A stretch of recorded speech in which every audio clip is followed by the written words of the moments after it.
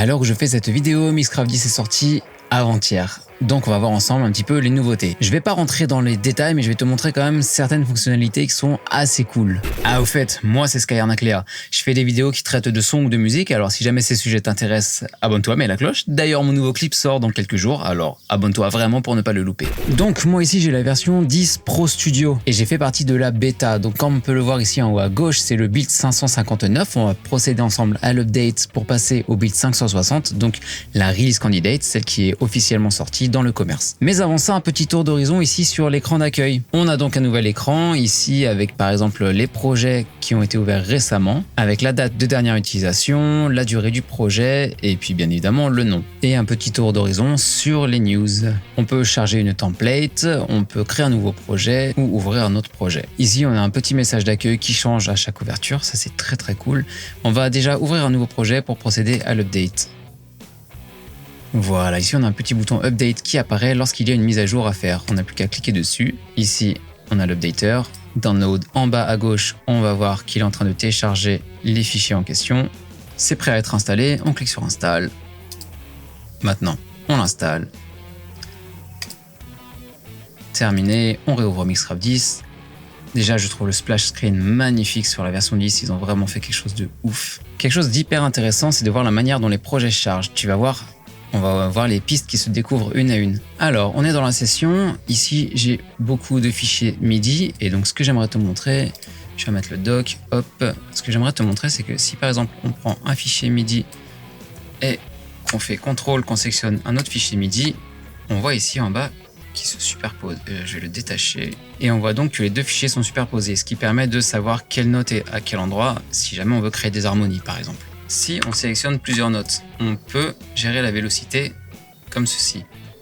Il y a un petit rond là qui a été ajouté au-dessus de chaque vélocité qui permet donc de monter ou de descendre toutes les vélocités en même temps. On a beaucoup plus de choix au niveau des couleurs. On a une palette qui est beaucoup plus fournie que dans Mixcraft 9. Et petite particularité également, ici, admettons si on sépare les clips, on peut choisir une couleur pour ce clip-là en particulier. Autre chose dans la petite fenêtre qui s'ouvre, si on décoche ceci, dès qu'on va appliquer quelque chose, la fenêtre va se fermer. En fait, c'est quelque chose qui permet de maintenir la fenêtre ouverte à chaque fois qu'on fait quelque chose. Admettons, j'ai une piste audio. Si je veux l'armer pour l'enregistrement, ici, quand je choisis mon entrée, je peux maintenant voir dans quelle entrée il y a du signal. Par exemple, ici, hop là, et je vois que en 13-14, j'ai du signal. Je peux choisir ici directement le mode d'enregistrement plutôt que d'aller dans les préférences. D'ailleurs, on va faire un tour dans les préférences. On a ici les hotkeys qui ont été rajoutés si on veut changer des raccourcis clavier. Et ça, c'est très pratique. Si jamais tu veux rajouter des raccourcis que tu as l'habitude d'utiliser sur d'autres logiciels, tu peux le faire directement ici. Et tu peux créer tes presets, comme ça tu peux y accéder ici directement. Admettons, tu as quelqu'un d'autre qui est avec toi, chez toi, et qui veut utiliser Mixcraft et qui n'est pas habitué à tes raccourcis clavier, et ben il peut se créer son set à lui aussi. Ok, alors imaginons que là, dans ma session, tout est placé, j'ai commencé vraiment au tout début de ma session et je me retrouve dans un cas où j'aimerais rajouter quelque chose au début. Et bien tout en haut, j'ai cette petite barre que je peux déplacer et ça me déplace tout ce qui est à l'intérieur. Je peux également splitter cette barre, ce qui fait que ça coupe l'intégralité et je peux déplacer ça comme je veux, rajouter des choses ou même tout simplement réorganiser l'ordre de mes pistes. Et donc ça, ce truc de déplacement, on l'a également sur les groupes. Si je veux déplacer juste les parties qui sont dans des groupes, c'est faisable.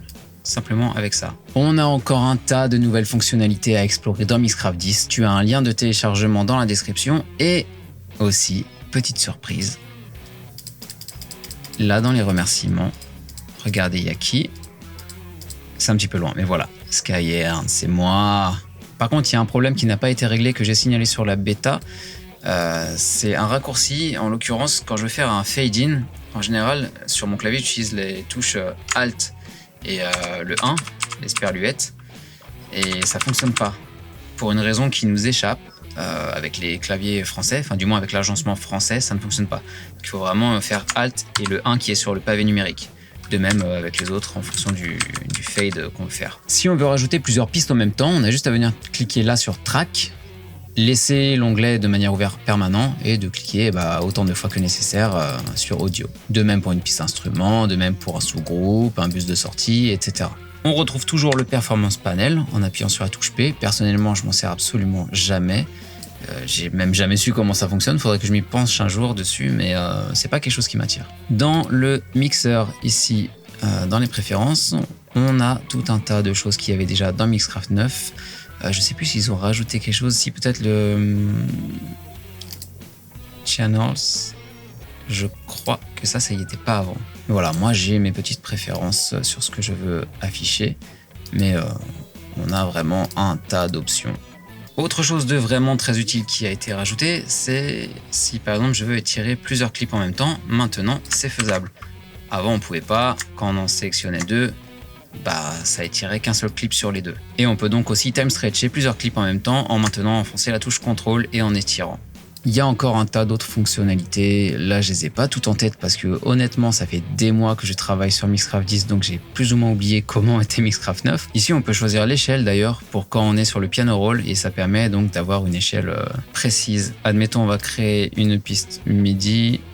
J'en ai une juste là. Hop là, on va voir comment ça se passe à l'intérieur. Donc là, je suis sur mon échelle de blues. Je peux mettre une note. Ok, et maintenant, quelque chose de cool. Si je fais le scale snap, ça reste dans l'échelle de blues, ça reste dans la gamme de blues, on passe pas sur les notes qui sont grisées. On peut également mettre des couleurs sur les notes. Hop là. Bon, c'est des couleurs générées automatiquement, mais c'est cool. En plus du piano roll et de la partition, on a le mode step. Alors ça, je sais plus si ça a été sur Mixcraft, j'ai pas du tout le souvenir de l'avoir vu. Il y a encore tellement de nouvelles fonctionnalités dans Mixcraft 10, je te recommande vivement de l'installer. Au moins, teste-le en version d'essai et si tu es satisfait, tu peux l'installer. Moi ici, c'est la version Pro Studio. Et il y a aussi la version donc Recording Studio pour un usage un petit peu plus amateur. Enfin, du moins, il y a moins de plugins dedans, il n'y a pas Melodyne, il y a quelques fonctionnalités en moins, mais ça vaut quand même le coup de l'essayer. Allez, à très bientôt. Ce que tu vois à l'écran là, c'est des images inédites de mon nouveau clip. C'était Skyarn. Ciao.